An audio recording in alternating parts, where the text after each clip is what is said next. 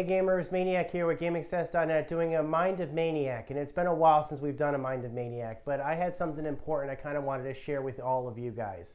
Con season is coming up, there's been conventions, there's been Renaissance fairs, there's been all kinds of events that are going on over the course of the next couple of months, whether it be PAX, E3, or Renaissance fairs in your local area. I've been checking out a lot of this stuff over the course of the last couple of years. But where did it start for me? And where did it start for you guys? And that's really the topic of what this video is going to be about. My very first fan event. And I know what you're probably saying. Well, was it E3? Was it Penny Arcade Expo? Was it New York ComicCon? I've been reporting on a lot of these events for at least the last couple of years, which could tell you that I've been doing this stuff for a long time. And the truth is that, well, yeah, I have. I've been to E3 a couple of times before I even started Game Access or this YouTube channel. I've done conventions, I've done fan events, I've done all kinds of stuff over the last couple of years since I was a kid. But what was the first time like? I'll tell you. What was my first fan event? Well, first off, I have to preface this by the fact that I was a teenager when fan events really started happening. E3, as we know it, didn't really start existing until I was in high school. So you have to, well, maybe that's going to tell you how old I am, I guess. I don't know exactly what you're going to take from that kind of statement. But you have to remember that when I was a child, there really weren't national fan events for stuff like that. Obviously there was San Diego Comic-Con and stuff like that, but I never lived anywhere close to it. And certainly before the internet was a thing, and before I had access to the internet permanently, I didn't even know about events like San Diego Comic-Con. And they would require a plane trip and stuff like that. As I've had the internet for longer and longer, I started hearing about events like San Diego Comic-Con and E3, and I became envious of these type of events, and I certainly wanted to go to them. But that would still be years from that point. That would still be years later. But when I was a child, sometime around 2001, I was a fan of Kevin Smith movies. Is it kind of warm in here? I think it's kind of warm in here.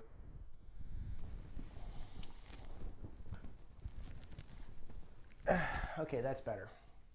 Yeah, I was a fan of Kevin Smith movies. And as I'm sure you guys can tell, I grew up, certainly my high school experience revolved around watching Clerks and Mallrats and Chasing Amy and Dogma. Jay and Silent Bob Strike Back wasn't even out yet before, so this to just tell you how long ago this was.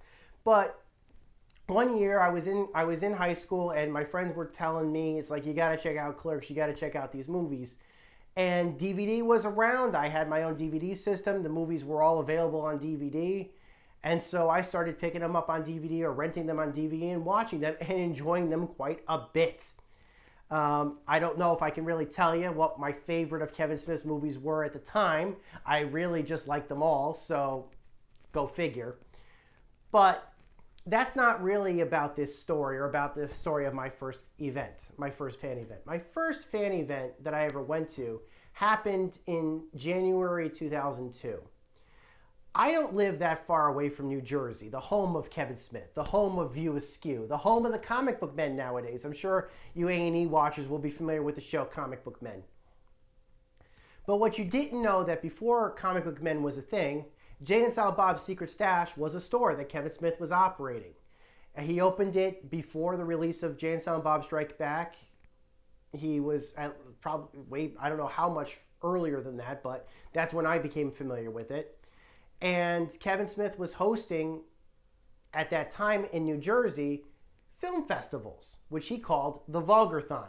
Now, for any of you who may be familiar with old school View Askew, you might think Vulgarthon, that's named after the mascot, the big clown mascot for View Askew, and you'd be right, that's exactly what it was named after. I cannot tell you that much about the history of Vulgarthon or about how I feel about it, but I can tell you that the Vulgarthon that Kevin Smith hosted in 2002 was my first fan event. Let me tell you a little bit about it. At that time, I was a mid-range teenager. I can't remember exactly how old I was, probably about 15, 16 years old, I would say. But I was definitely still in high school. by that point, I was familiar with Kevin Smith. I had watched his movies. I had even watched Jay and Silent Bob Strike Back by this point because it had already just come out. And I remember thinking to myself, wow, these are great movies. I sure wish that I could watch more about Kevin Smith. I'm a huge fan of his. I'm a huge fan of his directorial process. And as I'm sure you guys know from watching my YouTube channel, just get it done, quick, dirty, if I have to. That's how we shoot. My camera person is shaking their head, but we're talking. They know what I'm talking about. And so he has been an influence on me. And one day, one of the daily websites I used to visit back in the day was a site called, God, I can't even remember what the site was called now off the top of my head. It was, if you excuse, a News Askew, NEWSASKEW.com. I have no idea if the website is still available. My assumption is that it's probably been shut down, but it'll probably redirect to something that Kevin Smith still owns. Maybe moviepoopshoot.com or something like that. But I just imagine I could say that word so casually, but I'm getting ahead of myself.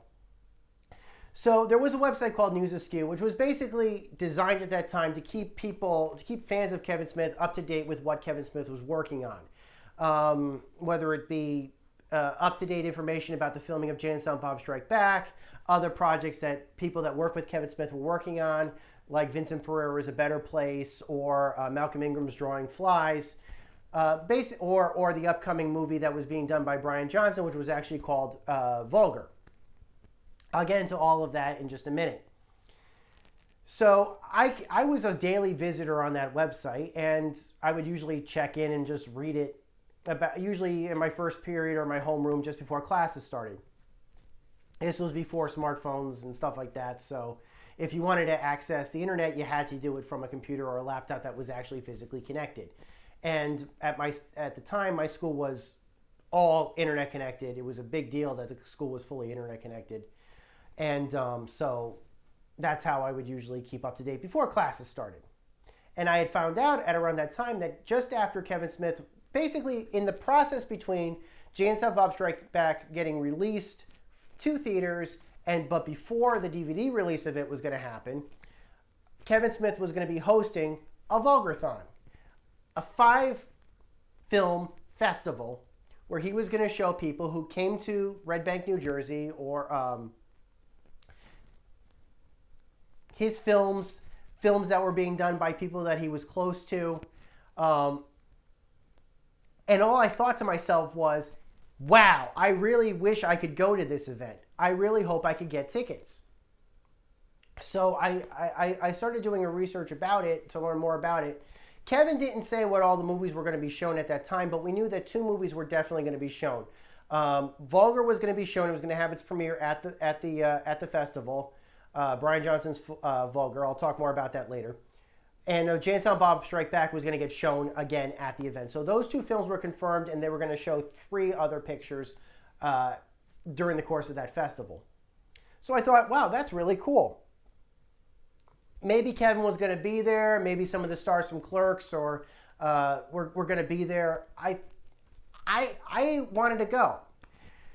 Now, I don't know if you guys know this about me, but I didn't used to always be the irrepressible maniac. I didn't always used to be outspoken and loud and say things. When I was a kid, before I got to high school, I actually used to be shy and quiet. And the reason why I used to be shy and quiet was because I was bullied as a kid. Now, when I say kid, I mean kid. I don't mean teenager. I mean like pre-12 years old, basically, stuff like that. I used to be bullied. And when I was growing up as a kid, I had thought to myself, keep your mouth shut. That was my upbringing. My upbringing was to keep my mouth shut. That's what school taught me, essentially. School taught me, because that was where I was being bullied, keep your mouth shut, because if you open your mouth, they're just going to attack you even more. That was life for me until I got to high school. And then, thank goodness, I went to a great high school. I started I made friends. I went to a school with great people. I loved my teenage years. I had really nice experiences from my teenage years. Not too many of them involved my schoolwork, but this is one story about that. And at this point in my life, I was just starting to come into my own about being a social person. I was finally learning how to be a social person. And so I thought to myself, well, why not go to Vulgarthon? It's one state away. It's within driving distance. It's not too unreasonable a cost. Maybe I have a chance to meet Kevin Smith or people that work with Kevin Smith. At this point, like I said, I had all the DVDs. I was listening to the Kevin Smith audio commentary, so I knew people like Vincent Pereira and Malcolm Ingram and Brian Johnson and Walt Flanagan and stuff like that, because they were all doing the audio commentaries with Kevin Smith. And so I was not only familiar with Kevin's work, but also the work of the people that would work for View Askew. So I thought, wow, this would be great to actually get a chance to meet with people. The problem was that it was going to be taking place during the week. The Vulgarthon was going to be on a Monday and Tuesday. They couldn't. Kevin explained that there was just no way that he could actually have the Vulgarthon during the week during the weekend, because you just can't rent a theater during the weekend. You just can't. You can't. The demand is far too high. But during the week, there's fewer people that are going to be interested in going to the movie theaters. At least at that time, that was the case. And so it was easier for him to get to rent a theater for a couple of days that wasn't too far from Jay and Silent Bob's Secret Stash to have the movie, to host the movie festival. So I called up, I told my father, I said, look, I can't drive yet. I don't have my license. None of my friends want to go. None of them can go. So what do you say I try to get tickets to this event? Because at that time, this was before internet ordering. You had to actually call in and get through to somebody on the other end to actually be able to pay for tickets in advance for the festival. We found out when the lines were going to be open. It was going to be for a short period of time. And I said to my father, this is what we're going to do. I want to go to this film festival. I already showed him a couple of Kevin's movies. What do you say let me try to see if I can get tickets in the first place. If I can't get tickets in the first place, I won't even bother doing this. But if I can get tickets, I'm going to take 2 days off from school. There's not much I'm going to be, I'm going to learn a lot more meeting these people. I'm going to have a lot better, I'm going to have a more educational experience going to this event and meeting these people than I ever would for 2 days of school. I don't care where you went to school. This will be real world experience. I was 16 years old. And so I said, let's see if we can get tickets. I call up. I waited an hour on hold on the phone line, but I got 2 tickets for me and my father.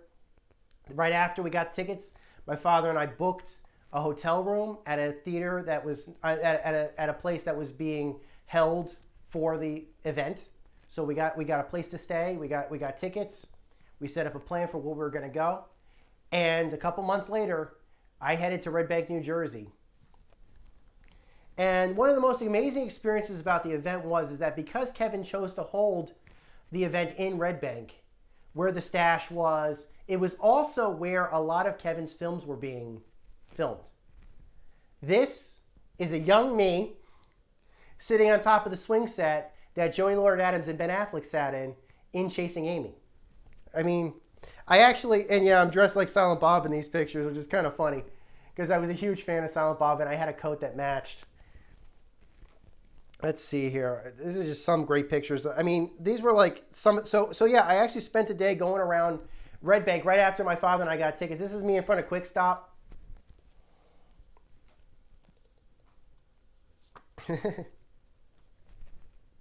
I mean, yeah, well, me standing like Silent Bob. I know these pictures weren't scanned in because these are old photos. Like this just tells you how long ago this was.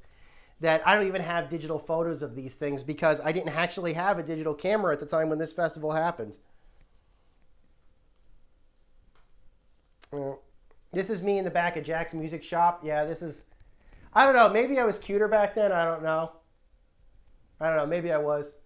But yeah, this is me in back of Jack Music Shop. This is a scene where I think it was the guy who played Hooper X. I can't remember his name off the top of my head. And Jason Lee was talking about just stuff. And at the very end, Hooper X says, I finally found the Yanni tapes in the back. So that was a great moment. I also got some good pictures from inside of the stash. Oh, yeah, this was the first celebrity I met. This is a true story. like I said, I was a huge fan of the audio commentaries from the Jay and Silent Bob movie and from Dogma and everything else. And I said to myself, you know who I really respect? Vincent Pereira. I'd really love a chance to meet the guy Vincent Pereira. He calls himself the View Askew. He calls himself the View Askew historian. I think he's a really cool guy. He had just directed a movie called A Better Place. I believe that was what it was called, which had gotten a DVD release. I never saw the movie, but I was really interested in it. And he, ironically enough, when I went to the stash for the first time, just to pick up the tickets, because the tickets were on will call, it was Vincent Pereira who was actually running the will call at the stash. And he was actually one of the first guys I actually got to meet. So that was just a really awesome experience, I thought. It was like, wow, I think I might be in the right place. And of course, since you guys want to see it, this is the Blunt Man and Chronic Mobile, the Blunt Mobile, I think is what it was called. They actually had it at the stash at the time, so go figure. So after I got my tickets for the event and I had seen a bit of Red Bank, I decided to actually continue on with looking at the city, and I had to get a picture in front of the Marina Diner because, of course, I'm sure most of you guys remember this from Chasing Amy, but it actually had a little bit of cameo in Clerks 2 later on. So yeah, we kept going around. My father and I actually kept going around. My father really was interested in seeing more of Asbury Park and Red Bank and stuff like that. I guess it's because, yeah, I had dinner in the same place that Joey Lauren Adams and Ben Affleck did in Chasing Amy. So yeah, we actually got a lot of pictures and stuff like that when I was out and checking the events. So it happens. It's like what I did. It was something to do. But what I do remember, sorry, I'm going through these photos a little bit too haphazardly, but something that I think that was most important about the event was not just that I got to meet Vincent Pereira, but also for the fact that this was at a time when my social skills were actually starting to get together. Because I had never in my entire life up until that point met with like-minded people. Maybe a person here or there. Maybe I might be in a class with like one person who might vocally admit, oh, I liked Monty Python and the Holy Grail, or oh, I liked Clerks or something like that. But that would be it. The majority of the time when I would actually get into a conversation with people that shared a lot of the same loves and affection that I had for fandom in general was online. As far as I was concerned, where I lived was the Dark Ages.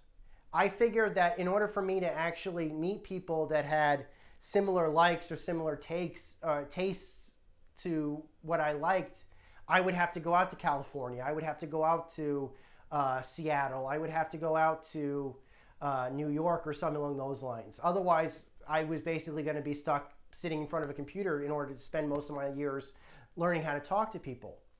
So here I was at this festival, and here there were young people there too, there were older people there too.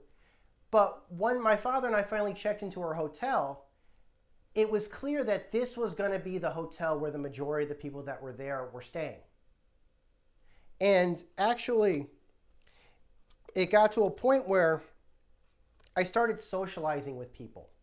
And I don't know if you know this, but this to me was like basically being thrown into a pit of fire. But I was okay with it. I was okay with it because I knew that I was safe. I knew that, well, first off, my dad was with me. If I got into any trouble, my dad would basically deck anybody that tried to hurt me.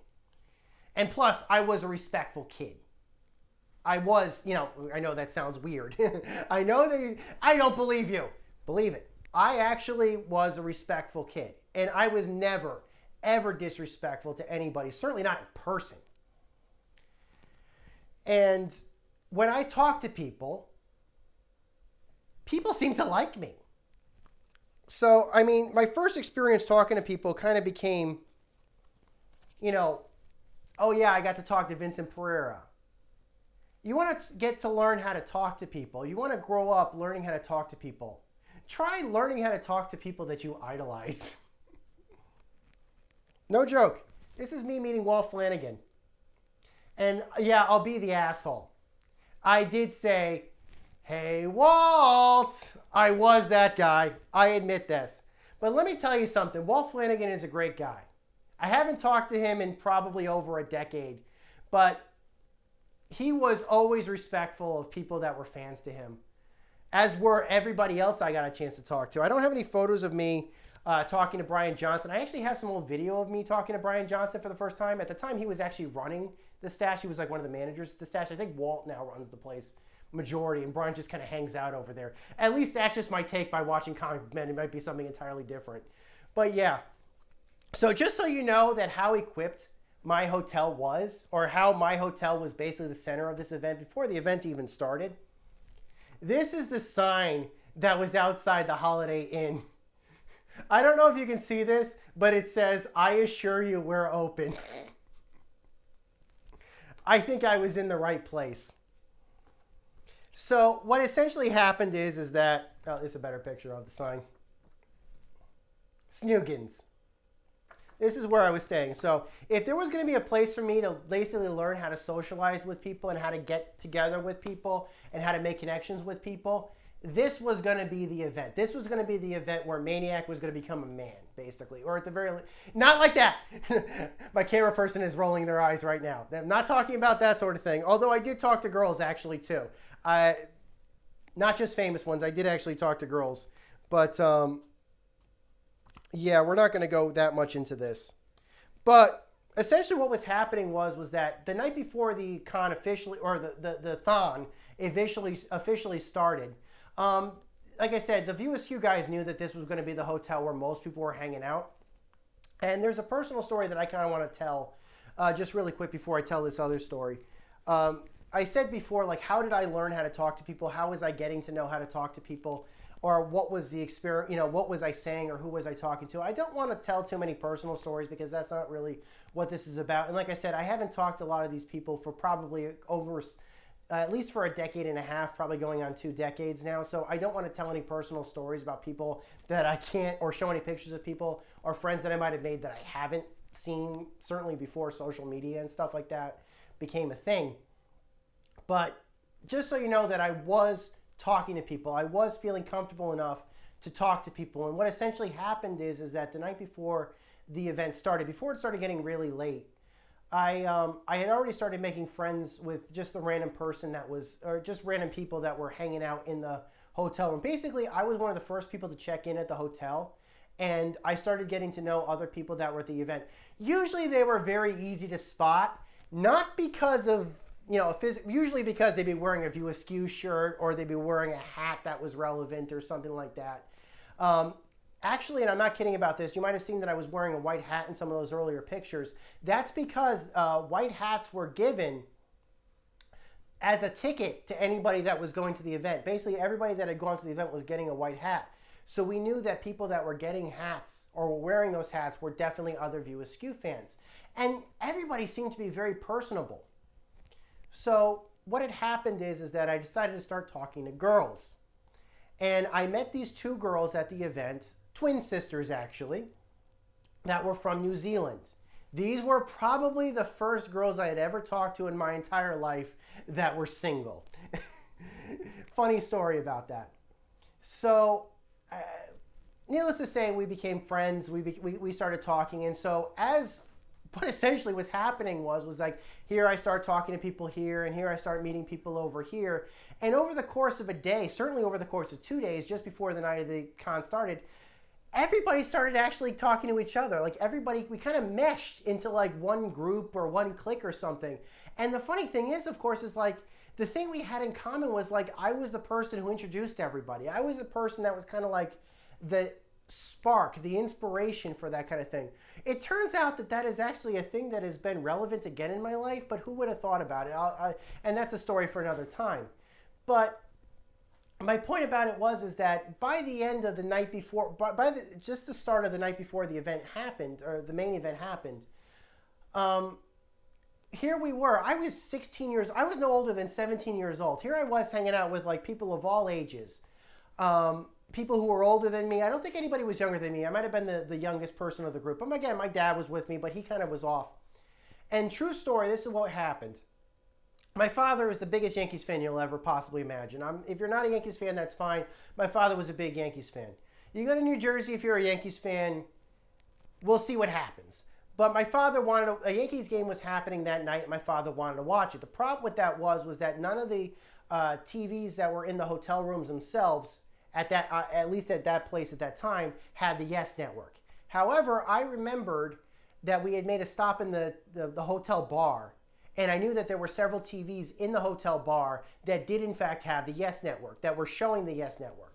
And I said to Dad, I don't know why they don't have the Yes Network in these TVs, but I know that for a fact that the hotel bar has access to that channel.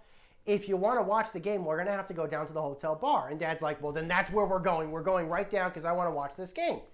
So we go down to the hotel bar, and it just so happens that all the friends that I had been making over the course of the 2 days were also there. Some of them were having drinks, some of them were having dinner, some of them were hanging out, and they invited me to sit with them. So here I am, hanging out with a bunch of people. We're listening to music. None of us were interested in the Yankees game. My dad was watching the Yankees game. He was happy. And as the night was going on, the bar was starting to get more and more activity, not just from people that were in the hotel, but people that were in other hotels that were also going to the Vulgarthon knew that this was going to be the event. And there's a picture of me that I guess my father took. I don't want to show it to you guys. Just of me standing with my friends, having conversations. I didn't drink, obviously, because I was underage, and I still don't drink to this day. But but nobody was going anywhere. You know, like we weren't driving, so some people were drinking, some weren't. But here I was, for the first time in my life, having conversations with people that were on my level. I didn't have that kind of stuff with my family.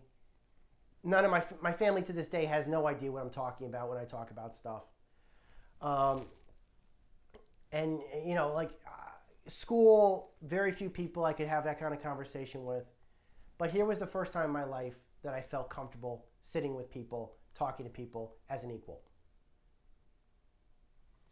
So finally the day came when the event was going to start. We were going to be watching 5 Kevin Smith movies in whatever order they decided. We didn't know who was going to be there. We assumed Kevin was going to be there. Maybe some of the people from the stash were going to be there. But the truth is that really nobody knew. Most of the guys that I was friends with were basically going in day one. But this was going to be, but some of my other friends, some of the other people that I had gone to, like the twins, for example, were going to be day tours. So I was basically going to be sitting with my dad for the event, but that was okay. That was going to be okay because I really wanted to see these films. Vulgar did not have a major release yet, even though it had just been accepted to, I think, at least one film festival. It did not have a wide film release yet. It wasn't going to get a super wide film release when it was going to get a film release, and the DVD was still going to be probably about a year away. In fact, I think I was a freshman in college when the DVD for Vulgar came out, so that just tells you how long ago that was. So anyways, fast forward a bit.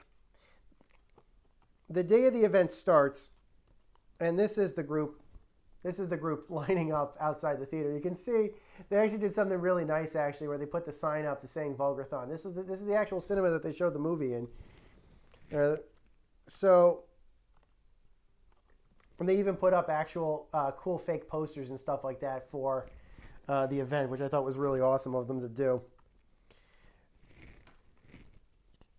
So one thing that was a bit of a pleasure, I don't know how often they do this or if they really do this anymore, but one thing that was an absolute pleasure, that was when my father and I got to the front of the line to get into the theater, who was there to greet us but Kevin Smith himself.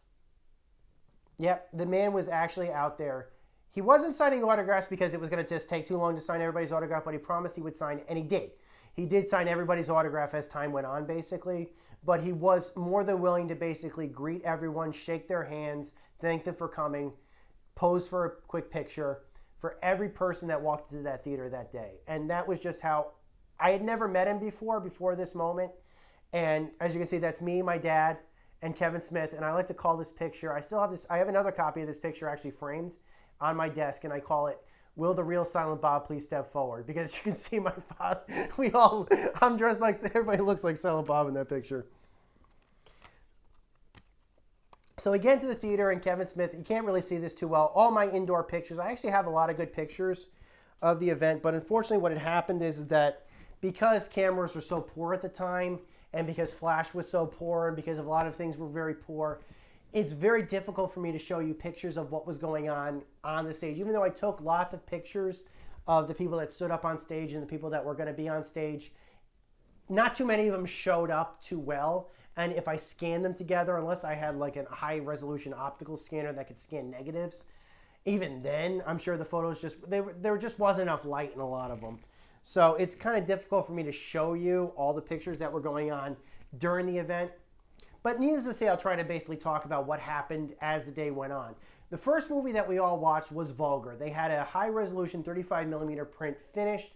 Brian Johnson and Brian O'Halloran, the star of Vulgar, Brian Johnson, the director, Brian O'Halloran, the star of the film, took the stage to basically announce the film, to show us the film for the first time. If you've never seen Vulgar, it is a very, very embarrassing movie to watch while sitting next to your father, is all I'm going to say. It deals with rape, it deals with assault, it deals with murder, it deals with clowns, it deals with fame and infamy and a bunch of other stuff. All in all, a perfect film for the whole No. It was an adult film. In fact, actually, it was so adult that they decided to actually ship it to theaters unrated, because it was easier for them at the time to not get an MPAA rating and get into more theaters than it was if they had submitted it to the MPAA, gotten an NC-17. That just goes to show you about theaters. I don't know what it is. At least back then, NC-17 was essentially to be, I don't know, a blanket ban, essentially, a silent ban or a silent censorship of movies. But nowadays, with unrated DVDs coming out like crazy, do we really even need the MPAA anymore? But that's just my 2 cents on it. So that was the first film that we actually watched. I did end up later getting it on DVD. I thought it was a great film. Definitely a very dark film, certainly, but certainly a great film that was very enjoyable. So the next film to actually show up, or the next film that we actually watched, this right here isn't relevant. This is just a picture of not Brian O'Halloran, Jeff Anderson, Randall from Clerks and Clerks 2 and everything. He was actually at the event for a very good reason. He was showing his first film. The first film he had ever directed was being shown at the Vulgarthon. It was a film called Now You Know, starring Rashada Jones and Jeremy Sisto. It was a great film. It was, I think, the first film. I don't know if you've ever seen Clerks 2. I'm sure you can tell from the shirt that I have. But many people will probably remember the actor who played Elias. Trevor is his name. Most people would say, oh, him and Jeff Anderson had such great chemistry in the film. And they did. They really did. Trevor was a great actor. Most people don't know that actually the reason why Trevor got the role as Elias for Clerks 2 is because he had previously done a film with Jeff Anderson that Jeff Anderson had directed, where he essentially played Jeff Anderson's sidekick in the film Now You Know. And it was a great film. I really liked it. It did later get a DVD release shortly after Clerks 2 came out on DVD. So yeah, this is not a bad picture. I don't know how well you can see this right now, but this is Brian O'Halloran and Brian Johnson doing Q&A. That was another reason why why the festival works so well, is that not just did we get to see films that you wouldn't normally get to see, but we can actually ask people after every single showing. The directors, the cast went up on stage and they actually did a full Q&A. So not only was this a festival where you watch the movies, this is a festival where you got to actually talk to the filmmakers, where you got to learn about the process of filmmaking. And as a person who was very interested in this, especially for the guerrilla tactics, I appreciated Kevin's guerrilla filmmaking tactics. I mean, I had a blast. And also Kevin was there to basically, show every film and to, introduce every film. And you can't really see this one too well, but this is Walt Flanagan basically up there with Brian and Brian. So we watched that film. We watched another film. And the third film that we watched was Jeff Anderson's Now You Know. I don't know if the movie has ever been shown on Comedy Central. For some reason, I think the film has been shown on Comedy Central at least once. If it was probably shown after 2006. Again, I think the film is great. It's hilarious. If you can find the DVD, certainly pick it up. We got to watch an early print of it. It wasn't on 35mm. I think we were watching a beta, like a master beta tape or something like that they had just cut together. I'll be honest with you though, as far as I can remember, next to nothing from the version that we saw in the theater changed. from the final version that ended up on DVD, except for maybe one song they couldn't get the rights to. But it wasn't really noticeable. So go figure on that. So 3 films. So after the third film showed, Kevin Smith did a little bit of a bit where I think Jason Lee actually got to take stage. And Jason Lee took the stage, and he, well, he wasn't there. He wasn't exactly there. Like, how do I describe this? Jason Lee recorded a video. I think it was in Canada at the time, filming a movie. It might have been that Dreamfinder. I can't remember. I can't remember what he was working, but I know he was in Canada filming a movie at the time. So he submitted a tape that he recorded on digital, and they broadcast that on the projection screen, which I thought was kind of cool. This is me with Brian O'Halloran, Dante. After that, we actually got to have dinner. So I actually had dinner with the friends that I had made. We all pretty much got dinner at around the same time. That's me and Jeff Anderson. And like I said, Jeff Anderson had never done a Vulgarthon before, even though there had been a couple of them previously. I don't think he's done a Vulgarthon since, because as far as I remember, there was only one later. I'll talk about it later. I know he has done film festivals with Kevin since, but I don't know if he ever did a Vulgarthon or something like that since. But yeah, what a nice guy. This picture right here, I don't know why I'm showing this picture, but I know I recognize these guys. These were the guys that were actually running Kevin Smith's newsaskew.com. You may recognize them if you've ever seen Clerks 2. There's a scene in Clerks 2 where a guy is going on about how boring the Hobbit movies are. I agree with him. I really was not a fan of the Lord of the Rings movies, but you'll see that it cuts to 2 guys standing next to each other, or sitting next to each other, or sitting near each other, having their movies. One of them says "fucking A" to the other one. That's these 2 guys. So I thought that was kind of cool. At least I'm pretty sure that's these 2 guys. Yeah, so Jeff Anderson, I found him, Brian O'Halloran. I'm getting to meet these people basically. And again, I'm starstruck. Here I am starstruck, but I'm talking to these people, and these are the most normal people you could ever imagine. I'm talking to Brian, you know, they're like, yeah, I filmed a movie. Yeah, you like my movie? I'm really happy you like my movie. Everybody's saying that. It's like, even Walt Flanagan and Brian Johnson, I'm talking to all these people, and they're all like, wow, you really like my movie? What'd you like about it? I met Jeff. I was going on and on about how much I freaking love Now You Know. We had just seen it. In fact, I actually submitted an IMDb review of the film. I think that was like the only time in history I ever submitted an IMDb review for a film. And since. But go figure on this one. Other people that I actually got a chance to meet at the con. This is, for people who may know these guys, I don't know if you guys recognize these 2 guys. Malcolm Ingram. This is Malcolm Ingram. He was a director of Drawing Flies. Drawing Flies was not shown at the movie at that year's Vulgarthon. I think it had been shown at previous Vulgarthons, but it wasn't shown. I have not, to this day, I've not seen Drawing Flies, but I did later see he did show another film at one of the other Vulgarthons that he had done, which I absolutely loved, which has been shown in other, which has gotten a television release and a DVD release. Small Town Gay Bar. I freaking loved that documentary. It was an amazing documentary. You should definitely check it out. In fact, it actually inspired me to make a parody documentary. It was one of my first videos on YouTube, where I actually made a film called Small Town Geek Bar. Go figure on that one. And the other guy next to him is Brian Lynch, who calls himself Hollywood's Brian Lynch. For those of you guys who might search out Easter eggs and stuff like that for Vincent Pereira's film, A Better Place, there is a Easter egg which he appears on where he shows a trailer for his film, Big Helium Dog, starring Michael Ian Black. And they actually did, that was the last film we got to watch, was Big Helium Dog. And we also got to see some shorts that he had worked on for a series that he was creating called Angry Naked Pat. Unfortunately, a lot of those videos are not available anymore, especially since nobody uses Real Player anymore. But he was working on, at the time, an Angry Naked Pat film. That was before it later became a webcomic. And of course, he was also the creator of Monkey Man.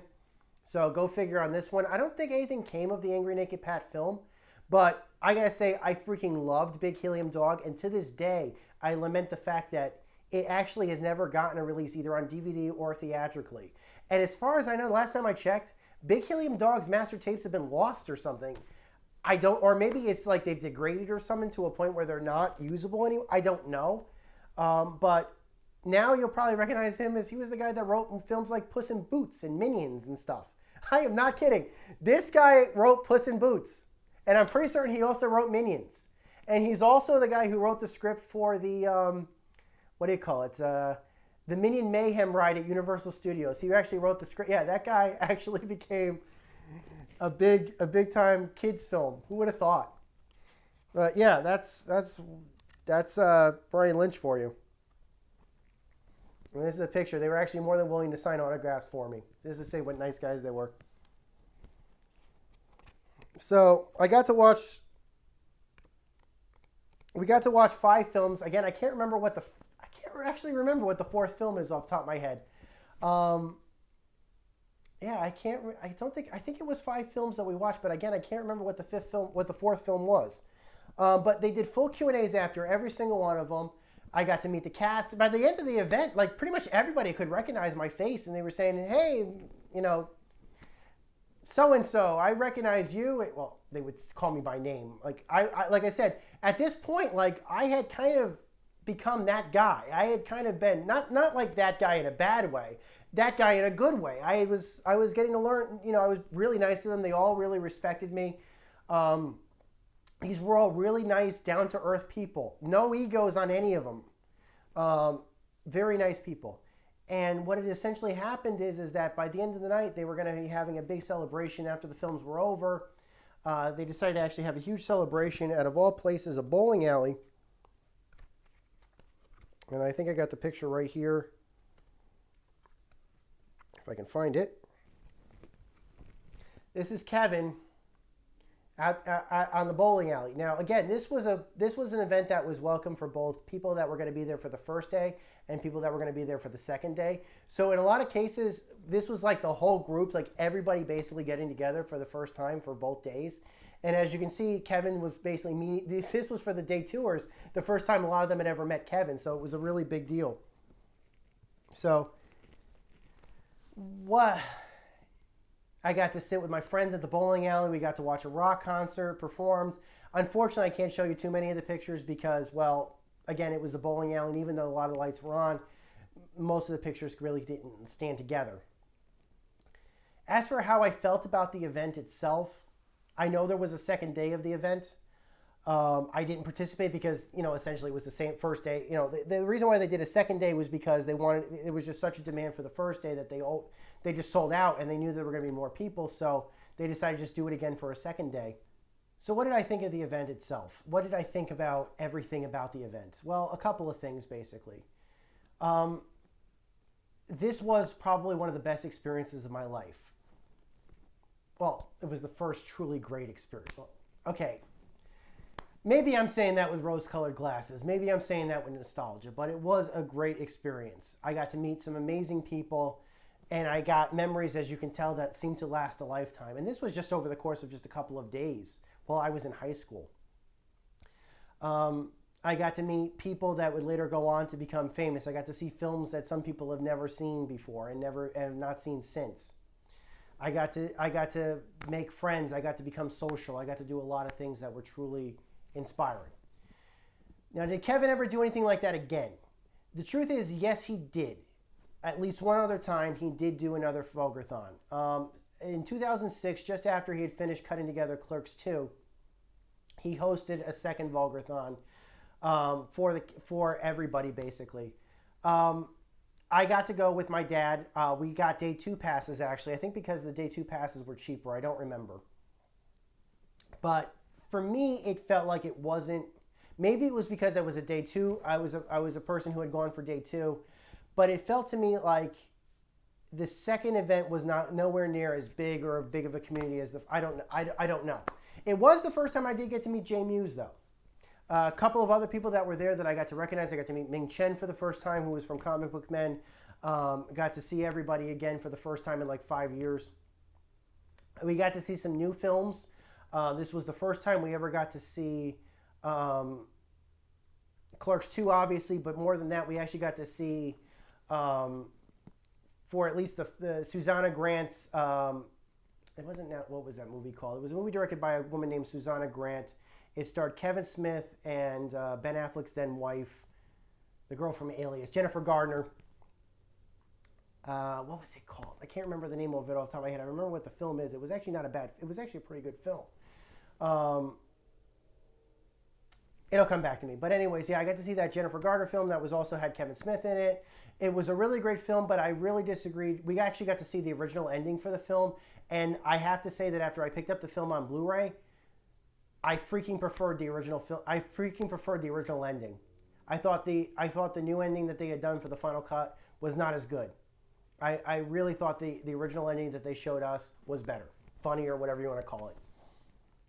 So that's just my opinion, but we got to watch that. I got to see Malcolm Ingram's second film, Small Town Gay Bar, which is a great film. I got to talk to Malcolm. He was great. We got to see behind the scenes stuff for we got to see the premiere of What a Lovely Tea Party, which was then included on the Clerks Blu-ray. We got to see Clerks, and of course we got to see Clerks 2 for the first time. What an experience. What an experience. And that was like 3 months, like a couple months, like maybe a month or two early. So yeah, that's going to be an experience that I really hope Kevin decides to do them again. As you can tell, those events kind of changed me as a person. But that was my first con. That was my first fan event. Later on, as I go on, I went to events like E3. I went to events like Penny Arcade Expo. I went to events like ConnectiCon. I went to events like New York ComicCon. But I'll never forget my first event. And that, to me, Vulgarthon was my first event. Hope you enjoyed my little look back into memory lane. Until next time, guys, my name is Maniac with GameAccess.net. Take care. Over and out. Snoochie Boochies.